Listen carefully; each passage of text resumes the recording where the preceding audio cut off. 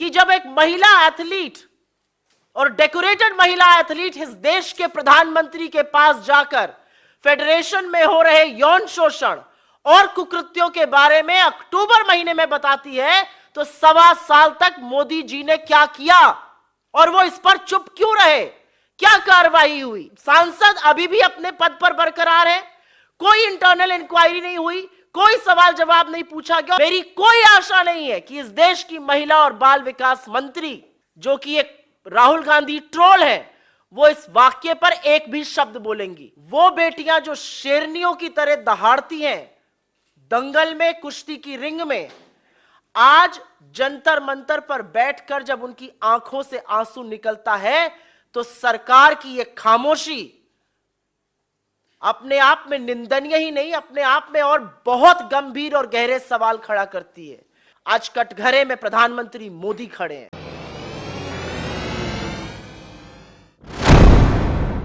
ये बहुत ही खास प्रेस वार्ता है और एक ज्वलंत मुद्दे पर है, और जैसा कि आप देख रहे हैं मेरे साथ कांग्रेस पार्टी के नेता ही नहीं, वो लोग जिन्होंने भारत का नाम और हिंदुस्तान का परचम खेल के जगत में लहराया है, वो आज इस मंच पर हैं।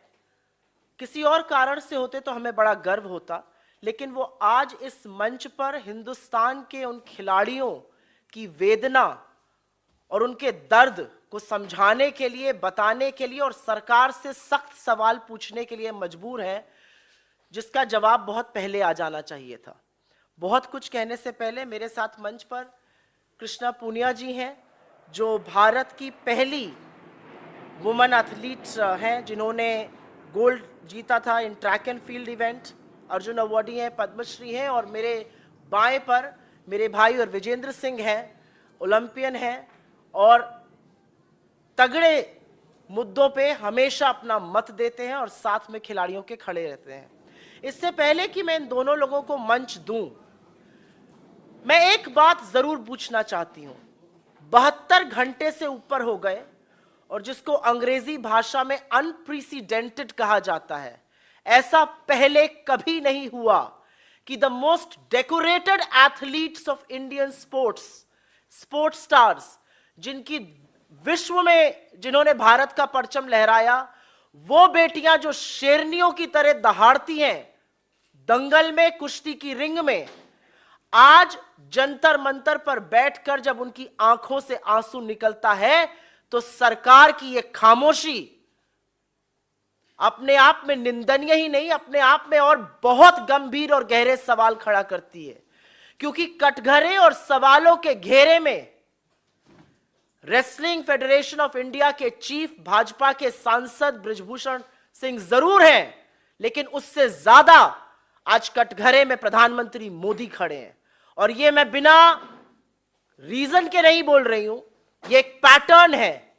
विनेश फोगट जी ने अपनी पहले दिन की प्रेस कॉन्फ्रेंस में कहा था कि उन्होंने अपने परिवार के साथ जाकर 2021 के अक्टूबर महीने में मोदी जी को सारी असलियत से वाकिफ कराया था। उन्होंने सच बताया था और अपनी जान पर होने वाले हमले का अंदेशा भी जाहिर किया था, और मोदी जी ने कहा था नहीं नहीं तुम्हें कुछ नहीं होगा। 1.25 साल तक, और मोदी जी ने सार्वजनिक रूप से विनेश फोगट जी को अपनी बेटी कहा है कि तुम तो मेरी बेटी जैसी हो, मैं तुम्हारे सारे परिवार को जानता हूं।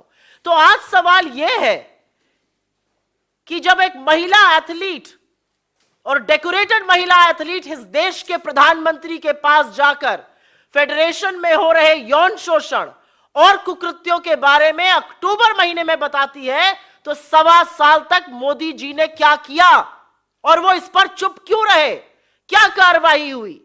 सांसद अभी भी अपने पद पर बरकरार है, कोई इंटरनल इंक्वायरी नहीं हुई, कोई सवाल जवाब नहीं पूछा गया। और हम ये क्यों ना पूछें कि इस सरकार का पैटर्न है, ये बड़े बड़े आक्षेप और बड़े बड़े आरोप लगते हैं, उसके बाद कटघरे में इनके मंत्री, इनके सांसद खड़े होते हैं, लेकिन बेशर्मी के चलते और थेथरई के चलते यह सरकार उनको पद से बर्खास्त नहीं करती। यह हमने अजय मिश्रा टेनी के केस में भी देखा था, जो आज भी मंत्री बने हुए हैं, और बृजभूषण सिंह के केस में भी हम देख रहे हैं। मेरा सवाल यह है कि देश के प्रधानमंत्री ने अक्टूबर 2021 के बाद विनेश फोगट जी का कहना है उनको सब कुछ बताया, उसके बाद वो शांत क्यों रहे।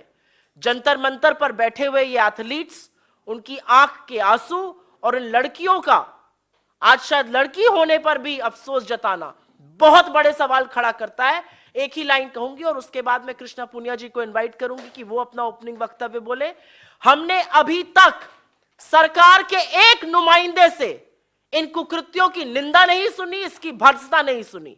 मेरी कोई आशा नहीं है कि इस देश की महिला और बाल विकास मंत्री, जो कि एक राहुल गांधी ट्रोल है, वो इस वाक्य पर एक भी शब्द बोलेंगी। भाजपा में कुलदीप सिंह सेंगर हुए, भाजपा में चिन्मयानंद हुए, भाजपा में अंकिता ठाकुर का कातिल बैठा है, भाजपा में लखीमपुर चीरहरण के लोग बैठे हैं।